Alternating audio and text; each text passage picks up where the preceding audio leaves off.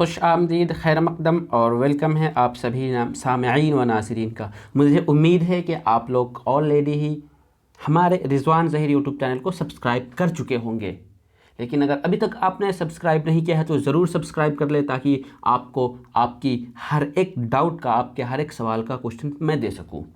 चलिए, हम आज की इस वीडियो में बात करने वाले हैं मानू यानी मौलाना आज़ाद नेशनल उर्दू यूनिवर्सिटी के DLED diploma in elementary education साल 2019 में पूछे गए सवालात के साथ दाखिला इम्तिहान यानी एंट्रेंस टेस्ट में। तो इस वीडियो में मैं आम मालूमात यानी जनरल नॉलेज के कुल 20 क्वेश्चन सोल्व करूंगा। 20 सवालात हल करेंगे, सवाल नंबर 1 से लेकर के 20 तक के। ये DLED की फर्स्ट वीडियो है, 2019 में पूछे गए एंट्रेंस टेस्ट के। इससे पहले की वीडियो में मैंने BEd के जो 5 सब्जेक्ट्स होते हैं, physical science, biological science, mathematics, Urdu and social science, उन सबों के क्वेश्चन सोल्व कर चुका हूं। साथ ही साथ जो BEd डिस्टेंस मोड से होता है उनके क्वेश्चन भी हल कर दिया हूं। अगर अभी तक आपने उन वीडियोस को नहीं देखे हैं तो ज़रूर देख लें। चलिए, हम बेला ताख़ीर शुरू करते हैं और जानते हैं कि कौन कौन से सवालात पूछे गए थे। तो जैसा कि आप स्क्रीन पर देख रहे हैं, ये हिस्सा अलिफ यानी पार्ट A है, आम मालूमात जनरल नॉलेज के। और आपको दिखा दूं कि ये क्वेश्चन DLED एंट्रेंस टेस्ट मई 2019 का ही है, यानी साल 2019 में जो DLED का एंट्रेंस टेस्ट हुआ था वो मई में ही हुआ था। हम पढ़ते हैं सबसे पहला क्वेश्चन इस वीडियो का, DLED के क्वेश्चन का। हिंदुस्तान के नायब सदर को ओहदे का हल्फ कौन दिलाता है?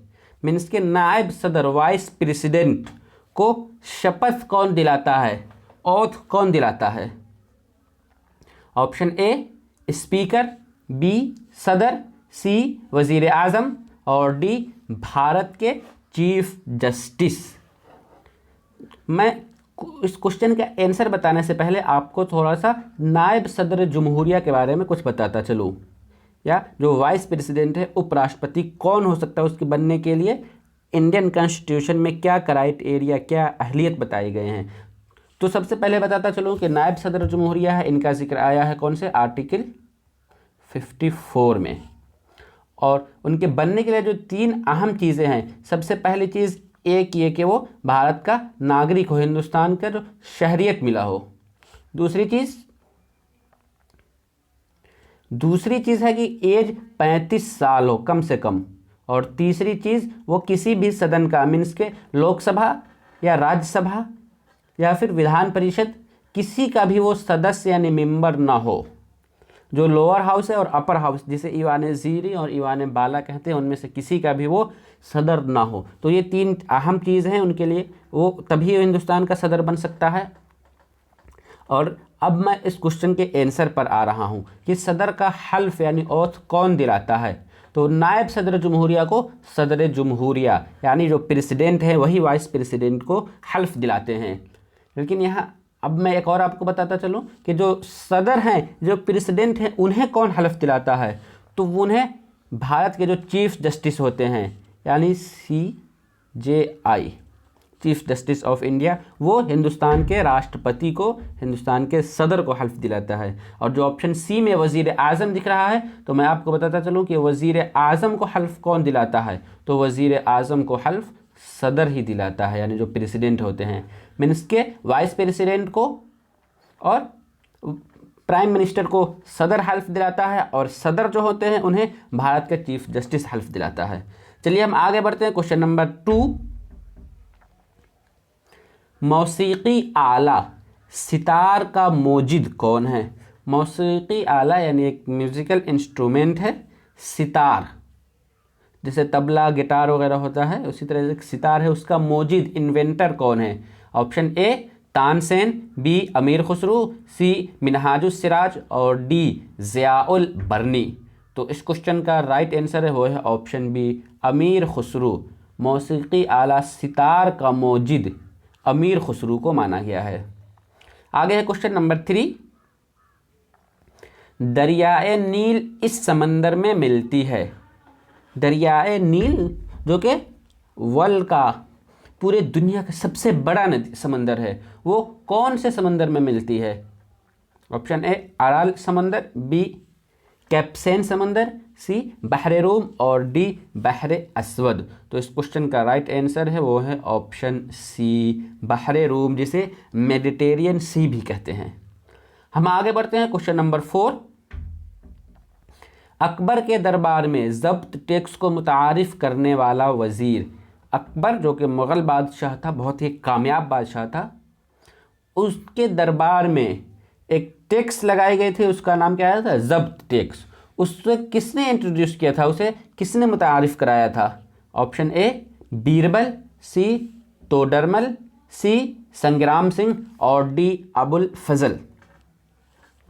तो इस क्वेश्चन का राइट आंसर है वो है ऑप्शन बी टोडरमल, क्योंकि जब्त टैक्स जिसे हम 10 साला सिस्टम भी कहते हैं, 10 साला निज़ाम, उसे अकबर के दरबार के जो फाइनेंस मिनिस्टर थे टोडरमल, वज़ीर मईशत, उन्होंने ही जब्त टैक्स को मुतारिफ कराया था। नेक्स्ट आगे बढ़ते हैं क्वेश्चन नंबर 5। लोकसभा के पहले इंतखाबात इस साल मुनाकिद हुए थे। लोकसभा का पहला इलेक्शन कौन से साल में हुआ था? ऑप्शन ए 1947-48, बी 1949-50, सी 1951-52 और डी 1953-54। तो इस क्वेश्चन का राइट आंसर है वो है ऑप्शन सी 1951-52 में ही लोकसभा का फर्स्ट इलेक्शन हुआ था। लोकसभा के पहले इंतखाबात, प्रथम चुनाव हुए थे और उस प्रधानमंत्री जवाहरलाल नेहरू को चुना गया था। नेक्स्ट आगे बढ़ते हैं क्वेश्चन नंबर 6। URL उसको जाहिर करता है, यानी URL इसको जाहिर करता है, मीन्स कि URL का फुल फॉर्म क्या है? Option A uniform locator remote, B locator remote unified, C uniform resource locator और डी यूनिफाइड रिसोर्स लोकेटर। तो इस क्वेश्चन का राइट आंसर है वो है ऑप्शन सी। URL का फुल फॉर्म होता है यूनिफॉर्म रिसोर्स लोकेटर, और इसका ताल्लुक नेट से है, वेब ब्राउजिंग से। जब भी हम कोई चीज़ सर्च करते हैं तो उसके बाद जो HTTP आता है, उसके बाद इस टाइप से, इसके बाद जो हमारा एड्रेस होता है किसी भी चीज़ का, वही एड्रेस ही यूनिफॉर्म रिसोर्स लोकेटर या URL कहलाता है। आगे बढ़ते हैं question number 7। Maulana Abul Kalam Azad trophy को 23 मरतबा हासिल करने वाली यूनिवर्सिटी का नाम बताइए। मौलाना अबुल कलाम आज़ाद ट्रॉफ़ी को 23 मरतबा ऐसी कौन सी यूनिवर्सिटी से हासिल किया था? ऑप्शन ए पंजाब, बी गुरु नानक देव यूनिवर्सिटी, सी कुरुक्षेत्र यूनिवर्सिटी और डी दिल्ली यूनिवर्सिटी। तो क्वेश्चन नंबर 7 का राइट आंसर होगा वो होगा option B Guru Nanak Dev university, जिसे GNDU भी कहते हैं। और मैं बताता चलूँ कि जो मौलाना आज़ाद ट्रॉफ़ी है, ये ट्रॉफ़ी किसी एक ख़ास खेल के लिए महदूद नहीं है, मतलब ये लिमिट नहीं है। ये इन हिंदुस्तान में जितनी भी यूनिवर्सिटीज़ हैं उसे इंटरनेशनल यूनिवर्सिटीज़, या एक यूनिवर्सिटी का जो दूसरे यूनिवर्सिटी से मुकाबला होता है, इंटर यूनिवर्सिटी, उन मुकाबलों में कि जिस यूनिवर्सिटी का खेल के तमाम शोबों में, मीन्स के फुटबॉल में, वॉलीबॉल में, क्रिकेट में, जो भी खेल यूनिवर्सिटी या कॉलेजेस की तरफ से मुनाकिद कराए जाते हैं, उन सबों में जिस यूनिवर्सिटी का सबसे बेहतर रैंक होता है, उस यूनिवर्सिटी को मौलाना अबुल कलाम आज़ाद ट्रॉफ़ी राष्ट्रपति भवन में हिंदुस्तान के सदर जमहूरिया यानी प्रेसिडेंट के ज़रिए दिया जाता है। ऑल ओवर स्पोर्ट्स में जिस यूनिवर्सिटी का परफॉर्मेंस अच्छा होता है, सबसे अच्छा होता है, उसे ये खिताब दिया जाता है। नेक्स्ट आगे बढ़ते हैं क्वेश्चन नंबर 8। डाउन्स घास के मैदान यहाँ पाए जाते हैं। ये डिवाइस लिखा हुआ है, लेकिन असल ये डिवाइस नहीं है, ये डाउन्स है, DOWNS। और ये तो डाउन्स घास के मैदान कौन से कंट्री में पाया जाता है? नीचे के 4 ऑप्शन में से ऑस्ट्रेलिया, जनूबी अफ्रीका, अर्जेंटीना और रियासत मुत्तहिदा अमेरिका यानी USA। तो इस क्वेश्चन का राइट आंसर है वो है ऑप्शन ए, ऑस्ट्रेलिया में ही डाउन्स घास के मैदान पाए जाते हैं। हम आगे बढ़ते हैं क्वेश्चन नंबर 9। मुश्तरका फहरिस्त में शामिल करने से पहले तालीम किस फहरिस्त में शामिल थी? जो तालीम है तो हिंदुस्तानी आइन में तालीम को पहले अलग लिस्ट में शामिल किया गया था, बाद में उसकी तब्दीली की गई, उसमें बदलाव लाया गया। तो पहले जो अभी जो हिंदुस्तानी तालीम है वो कौन से लिस्ट में, मैं बताता चलूँगा। पहले ऑप्शन देख लेता हूँ। ए मरकज़ी फ़हरिस्त, बी रियासती फ़हरिस्त, सी मरकज़ी और रियासती फ़हरिस्त, या डी दोनों में भी नहीं।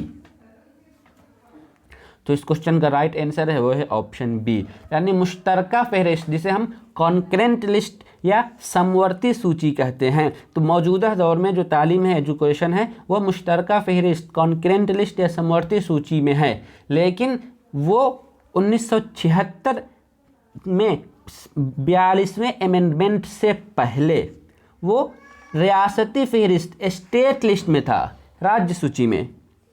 और जो 1976 में 42वां आइन का जो तरमीम हुआ, अमेंडमेंट हुआ, उसके ज़रिए एजुकेशन को यानी तालीम को रियासती लिस्ट से हटा करके मुश्तरका फ़हरिस्त में शामिल कर दिया गया। हम आगे बढ़ते हैं क्वेश्चन नंबर 10। कौमी परचम के अशोक चक्र में कड़ियों यानी स्पोक्स की तादाद कितनी है? जो हमारा परचम है, जिसे तिरंगा बोलते हैं, कौमी परचम, उसके बीच में यहाँ मिडिल में एक अशोक चक्र बना हुआ है। उस अशोक चक्र में जो लाइनिंग बनाए गए हुए हैं वो कुल लाइनिंग की तादाद कितनी है? ऑप्शन ए 20, बी 24, सी 23 और डी 25। तो क्वेश्चन नंबर 10 का जो कि राइट आंसर है वो है ऑप्शन सी, 24 लाइनिंग, उसमें 24 स्पोक्स या 24 लाइन बने गए हुए हैं। और वो डिकेट करता है किस चीज़ को? तो उनका डिकेट है कि हिंदुस्तान में, जो हमारा हिंदुस्तान है, वो 24 आवर तरक्की करता रहेगा। 24 लाइनिंग, 24 स्पोक्स, मतलब वो 24 घंटा चलता रहेगा। हिंदुस्तान कभी रुकेगा नहीं, 24 घंटे वो उसकी तरक्की होती रहेगी और वो खुशहाल रहेगा। हम आगे बढ़ते हैं क्वेश्चन नंबर 11। दुनिया की सबसे तवील दरिया, सबसे लंबी दरिया कौन सी है? Option A Brahmaputra, B Nile, C Amazon और डी गंगा। तो इस क्वेश्चन का राइट आंसर है वो है ऑप्शन बी नील। दरियाए नील ही सबसे बड़ी नदी है। हम आगे बढ़ते हैं क्वेश्चन नंबर 12।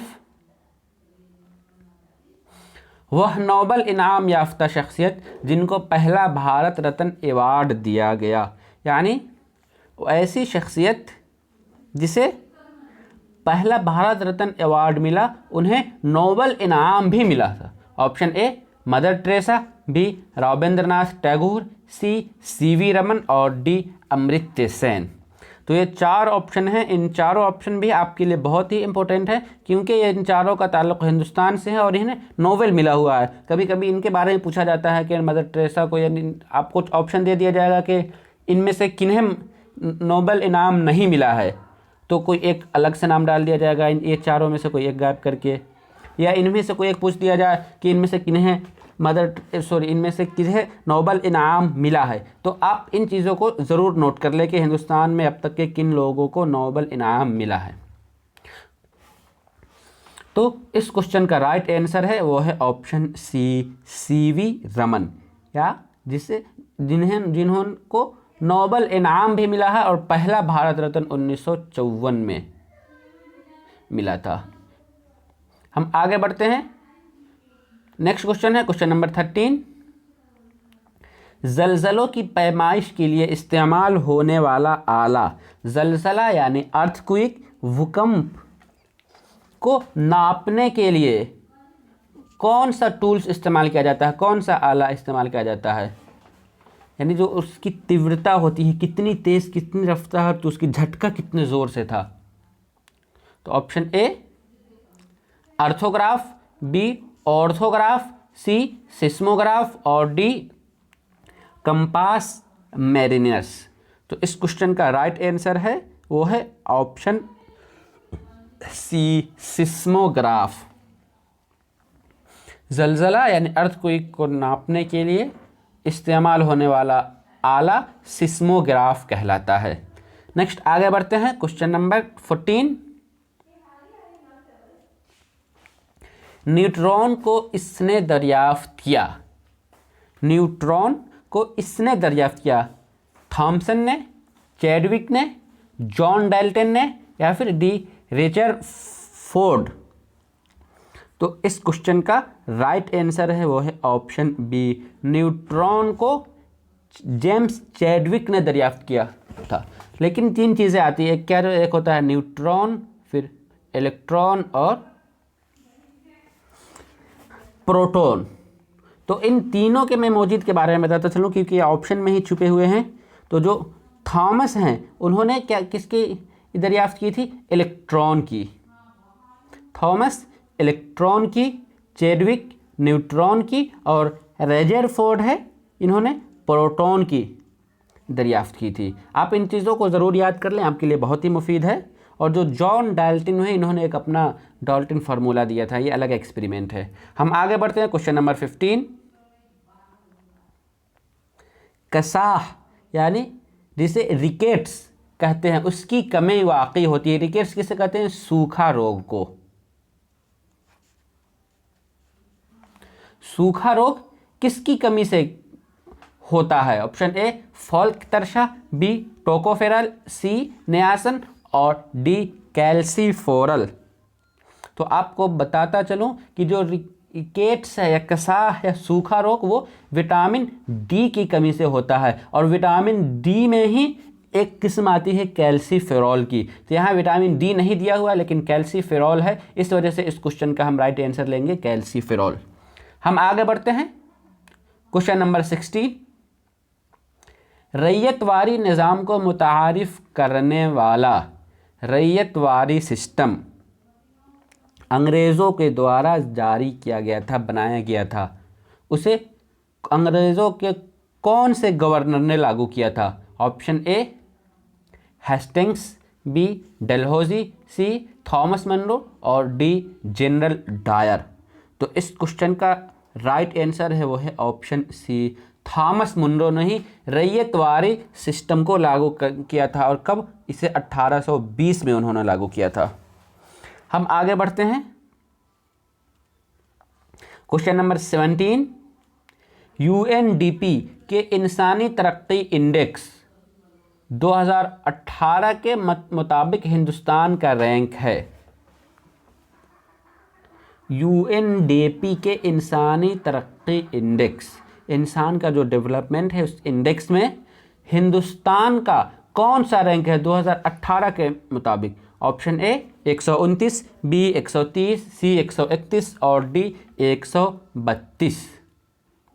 तो इस क्वेश्चन का राइट आंसर है वो है ऑप्शन बी, 130वें दर्जे पर है हिंदुस्तान। हम आगे बढ़ते हैं, क्वेश्चन नंबर 18।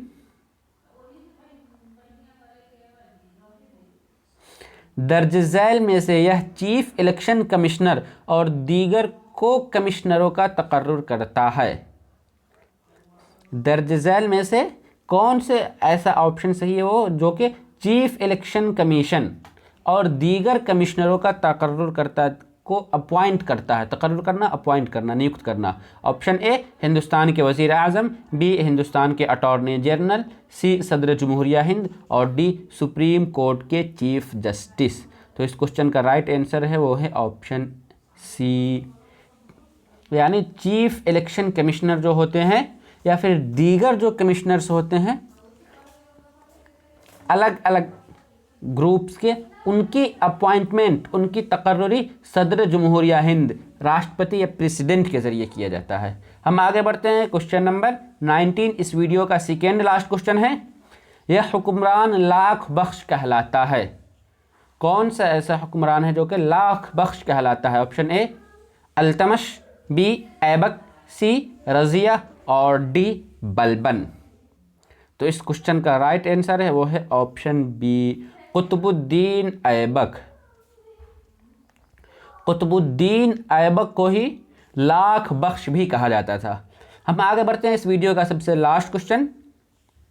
हिंदुस्तान की वह रियासत जहां सबसे ज़्यादा लोकसभा के हलक़े पाए जाते हैं, यानी हिंदुस्तान की वो कौन सी स्टेट है जहां सबसे ज़्यादा लोकसभा के हलक़े या लोकसभा के क्षेत्र पाए जाते हैं।